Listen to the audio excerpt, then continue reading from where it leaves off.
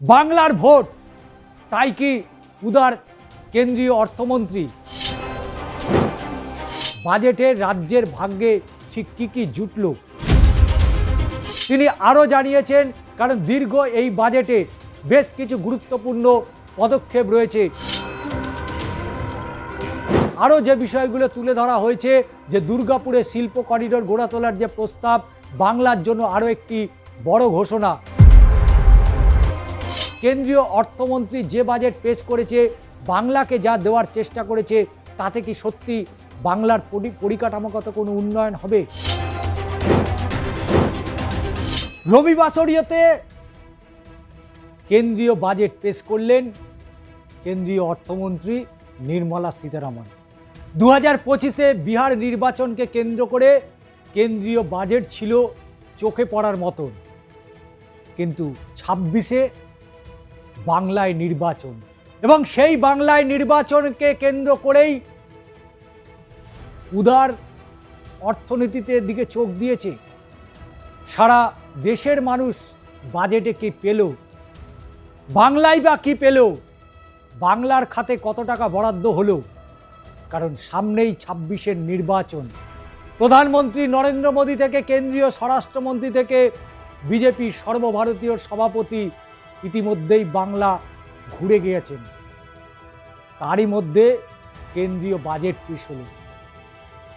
বাংলার ভোট কি এই বাজেটের মধ্যে কোনো প্রভাব ফেলবে? কতটা প্রভাব ফেললো?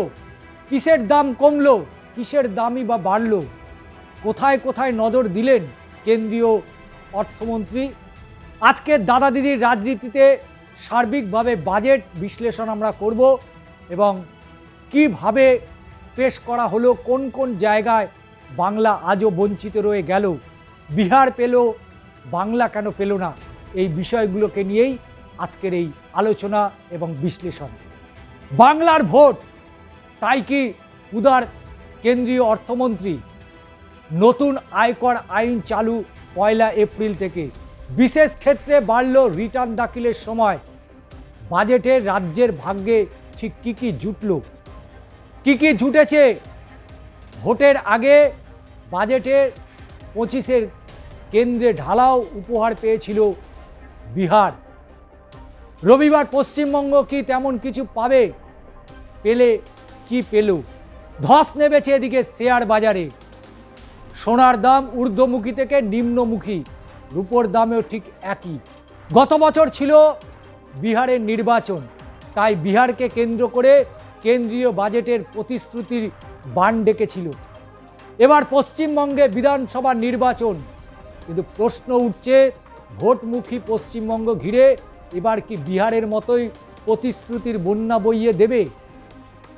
যদি দেন, কিভাবে দিলেন, এটা নিয়েই আমাদের বিশ্লেষণ চলবে।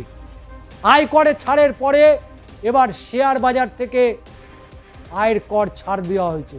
অর্থমন্ত্রী নির্মলা সীতারামনের রবিবাসরীয় বাজেটের আগে এ নিয়ে প্রত্যাশা কি আদৌ পূরণ হলো দেশবাসীর? একাধিক প্রশ্ন উঠছে, কারণ এই বাজেটের পরে প্রায় 7টি কি 8টি বিধানসভা নির্বাচন হয়েছে সারা ভারতবর্ষ জুড়ে। নজরে কৃত্রিম বুদ্ধিমত্তা, ডানকুনি থেকে পণ্য করিডোর, শিলিগুড়ি সহ দেশে 7টি হাই স্পিড রেল করিডোর, দুর্গাপুরের শিল্প করিডোর তৈরির প্রস্তাব। 26 এবং 27-এর অর্থবর্ষে বাজেট পেশ করেছে কেন্দ্রীয় অর্থমন্ত্রী নির্মলা সীতারামন। তিনি বলেন, আমরা এখন অনেক কম আমদানি নির্ভর। কৃষি উৎপাদনশীলতা বৃদ্ধি পেয়েছে, মূল্য বৃদ্ধি বর্তমানে নিয়ন্ত্রণে। সত্যি কি তাই?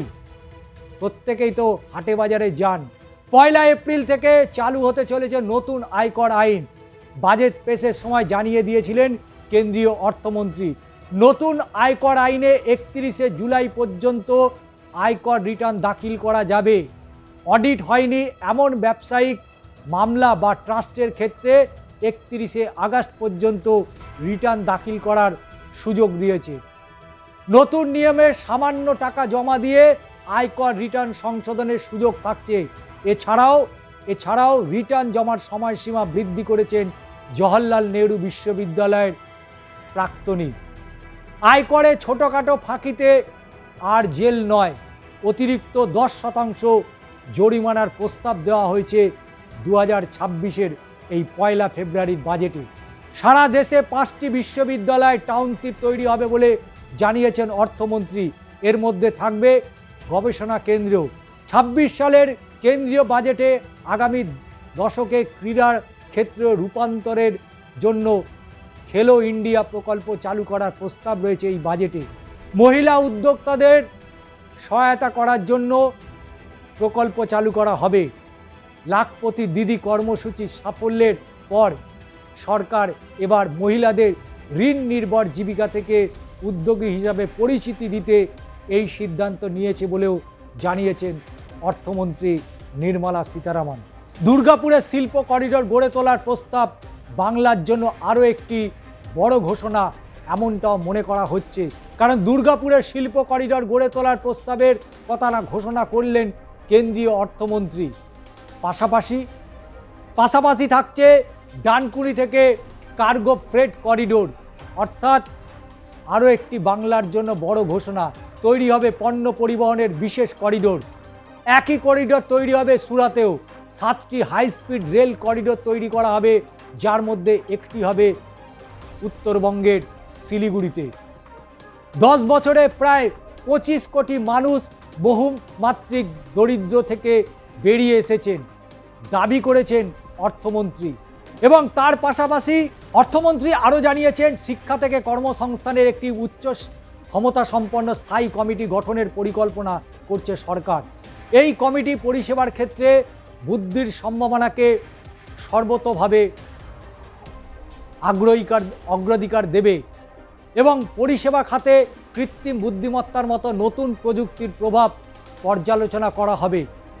বাজেটে আরও বলা হয়েছে নারকেল চাষের উন্নতির জন্য প্রকল্প, এবং সেই প্রকল্প সার্বিকভাবে সারা দেশের মানুষ পেতে পারেন। বিদেশিরা এখন সরাসরি ভারতীয় শেয়ার বাজার থেকে শেয়ার কিনতে পারবেন। এবং শুধু তাই নয়, এই যে শেয়ার বাজার, সেই শেয়ার বাজারের যারা মূলত পোর্টফোলিও বিনিয়োগ প্রকল্পের মাধ্যমে ইকুইটি বিনিয়োগ করার অনুমতি পর্যন্ত দেওয়া হবে।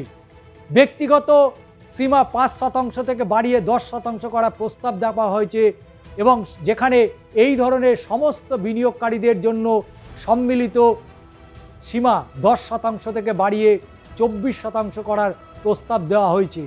এবং এই পরিবর্তনের ফলে ব্যক্তিগত বিদেশি বিনিয়োগকারীরা ভারতীয় সংস্থাগুলিতে আরও অর্থবহ অংশীদার হতে পারবেন বলেও জানিয়েছেন অর্থমন্ত্রী।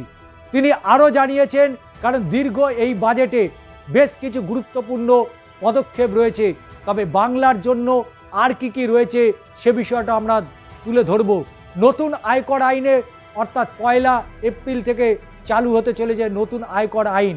বাজেট পেশের সময় জানিয়েও দিয়েছেন অর্থমন্ত্রী, কিন্তু তার পাশাপাশি তিনি আরও জানালেন যে বাজেট ঘাটতি জিডিপি, অর্থাৎ যে জিডিপি ভারতবর্ষের অর্থনীতিকে পরিচালিত করে, সেই জিডিপি 4.3% হবে 26 এবং 27 অর্থবর্ষের জন্য। মূলধন ব্যয়ের লক্ষ্যমাত্রা 12.2 লক্ষ কোটি টাকা নির্ধারণ করা হয়েছে। সরকারি মূলধনী ব্যয় বহুগুণ বেড়ে গিয়ে 11 লক্ষ কোটি টাকা বরাদ্দ করা হয়েছে, এমনটাও জানানো হয়েছে।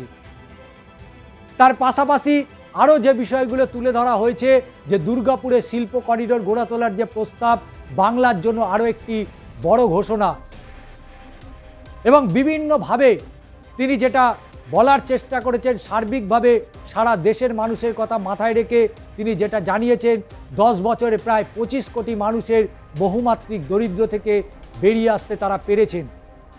এবং তার পাশাপাশি যে বিষয়গুলো উঠে আসে, যে কোন কোন জিনিসের দাম কমানো হলো এবং কোন কোন জিনিসের অর্থাৎ দাম বাড়িয়েছেন কেন্দ্রীয় অর্থমন্ত্রী 2026 এবং 27 অর্থবর্ষে, যেখানে অবশ্যই সারা দেশবাসীর নজর ছিল যে কোন কোন খাতে বাড়লো অর্থ এবং কোন কোন খাতে কমলো। শিক্ষা থেকে কর্মসংস্থানে স্থায়ী কমিটি, এবং সেই স্থায়ী কমিটি একেবারে উচ্চ ক্ষমতা সম্পন্ন কমিটি গঠন করার পরিকল্পনা করা হয়েছে। কিন্তু তার পাশাপাশি দেখতে হবে সার্বিকভাবে এই বাজেটে মানুষ অর্থাৎ দেশবাসী কতটা আগামী দিনে সুনিশ্চিতভাবে তারা চলতে পারবেন। কারণ বাজেট মানে একটা মোটা অঙ্কের টাকা বরাদ্দ করে দেওয়া, সেখানে একজন মানুষের ক্ষেত্রে তারা কতটা এই বাজেটে উপকৃত হলেন। কারণ এই বাজেটটা আগামী 5 বছরের জন্য করে দেওয়া হয়েছে এবং আগামী 5 বছর কোন পথে ভারতবর্ষ এগোবে, ভারতবর্ষের জিডিপি কোন দিকে এগোবে, এবং শুধু তাই নয়, ভারতবর্ষের অর্থনীতি, যে অর্থনীতির উপর বেস করে সারা দেশের মানুষ এগিয়ে চলার চেষ্টা করে, এবং যেভাবে ডোনাল্ড ট্রাম্প ভারতবর্ষের ওপর চাপ সৃষ্টি করার চেষ্টা করছে, তার বিকল্প হিসেবে ভারত উদার অর্থনীতিতে কতটা এগোতে পারবে। যে বিষয়গুলো উঠে আসে বিভিন্ন দেশে, যেভাবে বিশেষ করে যে সমস্ত দেশগুলো তেল সাপ্লাই করে, সেই সমস্ত দেশগুলোর সাথে আগামী দিনে ভারত কিভাবে বিনিয়োগের পথে হাঁটবে, এই বিভিন্ন বিষয়গুলোই অত্যন্ত গুরুত্বপূর্ণ আগামী 5 বছরের জন্য। বিভিন্ন রাজ্যে নির্বাচন রয়েছে এবং সেই নির্বাচনের দিকে নজর রেখেই, সেই রাজ্যগুলোর ওপরেই নজর রেখেছে কেন্দ্রীয় অর্থমন্ত্রী, যে রাজ্যগুলোতে মূলত 26-এর নির্বাচন রয়েছে, এবং সেই নির্বাচনকে কেন্দ্র করেই আজকের এই বিপুল মাত্রায় বাজেটে এই রাজ্যগুলো, বিশেষ করে পশ্চিমবঙ্গের ক্ষেত্রেও নজর দেওয়া হয়েছে। এবং পশ্চিমবঙ্গের মানুষের জন্যই নয়, সার্বিকভাবে সারা দেশের মানুষের জন্য কোন কোন খাতে কত টাকা বরাদ্দ হয়েছে, কোন কোন জিনিসের দাম বাড়লো, চাকরির ওপর কৃত্রিম বুদ্ধিমত্তার প্রভাব বুঝতে কমিটি গঠন করে দেওয়া হয়েছে। কিন্তু ভারতবর্ষে প্রধানমন্ত্রী নরেন্দ্র মোদী ক্ষমতায় আসার পরে তিনি জানিয়েছিলেন প্রতি বছর 2 কোটি মানুষের চাকরি হবে। আজকে 2014 সাল থেকে 2026 সালেও পৌঁছে গেল। সত্যি কি ভারতবর্ষে 2 কোটি মানুষ প্রতি বছর চাকরি পান, নাকি কথার কথা, না গড্ডালিকা প্রভাবে বইছে ভারতবর্ষ? কোন পথে যাচ্ছে তরুণ প্রজন্ম? 3টি all India institute of Ayurvedic তৈরি হবে দেশে, সারা দেশে 16,000 নতুন সেকেন্ডারি স্কুল তৈরি হবে, প্রতি জেলায় তৈরি হবে একটি করে মহিলাদের হোস্টেল। কিন্তু তারপরে তারা কোথায় চাকরি করবেন? কারণ আগামী 5 বছরে 20টি জাতীয় জলপথ চালু করার পরিকল্পনা আছে সরকারের। জলপথের ক্ষেত্রে প্রশিক্ষণ প্রতিষ্ঠান তৈরি করা হবে, আভ্যন্তরীণ জলপথের জন্য জাহাজ মেরামতের বাস্তুতন্ত্র বারাণসী এবং পাটনায় তৈরি হবে। কথা ঘোষণা করেছেন অর্থমন্ত্রী নির্মলা সীতারামন। তিনি জানিয়েছেন পরিষেবার ক্ষেত্রে বিশ্বের 10% বাজার দখল করার লক্ষ্যমাত্রা ঠিক করা হয়েছে, এর জন্য বিশেষ কমিটি তৈরি করা হবে। যে কথা আগেই বলছিলাম, বিভিন্ন দেশগুলো যারা মূলত ভারতবর্ষের সাথে বিনিয়োগের তারা হাত মিলিয়ে থাকেন, 26 এবং 27 অর্থবর্ষের জন্য মূলধনের ব্যয় লক্ষ্যমাত্রা 12 লক্ষ কোটি টাকা নির্ধারণ করা হয়েছে। সরকারি মূলধন বহুগুণ বেড়ে 11 লক্ষ কোটি টাকা বরাদ্দ করা হয়েছে। কিন্তু তার পাশাপাশি যে সোনার দাম ছিল ঊর্ধ্বমুখী, যে রূপোর দাম ছিল ঊর্ধ্বমুখী, আজ এক ধাক্কায় প্রায় 4 থেকে 5 হাজার টাকা, এবং রূপোর দাম প্রায় 70,000 কাছাকাছি কমে গেছে। কমলো 17টি ক্যান্সারের ঔষধের দাম, ব্লাড সুগারের ঔষধের দাম, জুতো থেকে ব্যাটারি, ওয়াশিং মেশিন থেকে মাইক্রোওভেন, চামড়া, ব্যাগ, মোবাইল এবং সর্বোপরি বিড়ি এবং জেনেরিক ঔষধের দাম বেড়েছে। মদ, সিগারেট, খনিজ পদার্থের, যেগুলো মানুষের দৈনন্দিন জীবনের কাজে লাগে না খুব একটা, সেগুলোর দাম কমেছে। বহু মূল্যের যে মেডিসিন, সেই মেডিসিনের দাম কিন্তু এখনও আকাশ ছোঁয়া। ভারতের সেকেন্ডারি মিশন 2.0 এবং সেমিকন্ডাক্টরের জন্য শিল্প নেতৃত্বাদি গবেষণ প্রশিক্ষণ কেন্দ্রগুলো মনোনিবেশ করবে, জানালেন কেন্দ্রীয় অর্থমন্ত্রী। সেমিকন্ডাক্টর মিশনের গতি পুঁজি করে ব্যয় করতে হবে প্রায় 40,000 কোটি টাকা। বিভিন্ন ক্ষেত্রে কৃত্রিম মেধা বা এআই এর ব্যবহার বাড়ানো হবে। খেলাধুলা সংক্রান্তের সরঞ্জাম তৈরিতে ভারত বিশ্বের সেরা হয়ে উঠতে পারে, আশা রেখেছেন অর্থমন্ত্রী নির্মলা সীতারামন। তিনি আর কি বলেছেন? তিনি বলছেন যে এই বাজেট জনদরদি বাজেট। সত্যি কি জনদরদি বাজেট?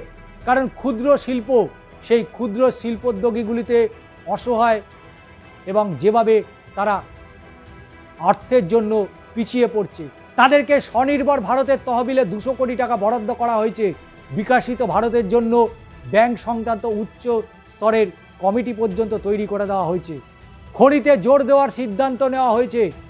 উড়িষ্যা থেকে কেরল, অন্ধ্রপ্রদেশ, তামিলনাড়ু বিরল ধাতু হাব তৈরি হবে। কিন্তু বাংলায় তো খনিজ আছে, সে কথা কিন্তু একবারের জন্য তিনি বলেননি। কিন্তু বস্ত্র শিল্পে বিশেষ নজর দেওয়ার কথা জানিয়েছেন। খাদি বস্ত্রের ব্যবসায় বৃদ্ধির জন্য মহাত্মা গান্ধী গ্রাম স্বরাজ প্রকল্প চালু করার সিদ্ধান্ত নেওয়া হয়েছে। তৈরি হবে মেগা টেক্সটাইল হাব। কিন্তু কয়েকটা জিনিসের দাম কমে গেলেই কি দেশের অর্থনীতি সঠিক পথে এগোবে? তার পাশাপাশি তিনি বলছেন ভারতকে বায়োফার্মার হাব পরিণত করতে তৈরি হবে বায়োফার্মার শক্তি প্রকল্প, বরাদ্দ 10,000 কোটি। মূলত ক্যান্সার এবং মধুমেহ রোগের সঙ্গে লড়াই করতেই এই প্রকল্প চালু করা হচ্ছে। কিন্তু আদতে বাজেটের পরে সেগুলো কি আর খুঁজে পাওয়া যায়? আমরা দেখেছি গত বেশ কয়েক মাস ধরে এ রাজ্যের সরকার বারবার দাবি করে এসেছিল 100 দিনের প্রকল্পের টাকা। এ রাজ্যের সেই শিল্প গড়ার ক্ষেত্রে, শিল্প আনার ক্ষেত্রে কেন্দ্রের কি ভূমিকা বাংলার মানুষ তা দেখেছে। কিন্তু একেবারে নির্বাচনের দোরগোড়ায় কেন্দ্রীয় অর্থমন্ত্রী যে বাজেট পেশ করেছে, বাংলাকে যা দেওয়ার চেষ্টা করেছে, তাতে কি সত্যি বাংলার পরিকাঠামোগত কোনো উন্নয়ন হবে? আর্থিকভাবে কোনো উন্নয়ন হবে? কারণ প্রধানমন্ত্রী নরেন্দ্র মোদী তিনি যখন সিঙ্গুরে এসেছিলেন, এ রাজ্যের স্বরাষ্ট্রমন্ত্রী তিনি যখন বারবার বাংলায় ঘুরে গেলেন, কোথাও একবার শিল্পের কথা তিনি কিন্তু মুখেও আনেননি। তিনি বারবার এ রাজ্যের শাসক দল তৃণমূল কংগ্রেস এবং তার সরকারকে বারবার বিভিন্নভাবে দোষারোপ করে গেছেন। তিনি তো বাংলার জন্য, বাংলার শিল্পের জন্য, বাংলার যুব সমাজের জন্য একটি কথাও খরচ করলেন না। শুধু ভোট রাজনীতি ছাড়া এই সার্বিকভাবে যে বাজেট, এই বাজেটটা একেবারেই শূন্য বাজেট বলছেন বিশেষজ্ঞ মহলের একাংশ। তার কারণ যে তিনটির কথা বলা হয়েছে, অর্থাৎ ডানকুনি থেকে শিলিগুড়ি এবং সর্বোপরি দুর্গাপুরে যে কথা বলা হয়েছে, সেটা ভোটের লক্ষ্যে এগিয়ে যাওয়ার জন্য। এর বাইরে আর কিছু নয়, এর বাইরে আর কিচ্ছু নয়। মুখ্যমন্ত্রী বারবার বলেছেন কেন্দ্র বারবার পশ্চিমবঙ্গকে বঞ্চিত করেছে এবং সেই বঞ্চিত হওয়ার পেছনে একদিকে তৃণমূল কংগ্রেস, তাদেরকে দায়ী করছে কেন্দ্রীয় সরকার। কিন্তু বাংলার মানুষ এই বাজেট নিয়ে কি ভাবছে সেটা অবশ্যই গুরুত্বপূর্ণ।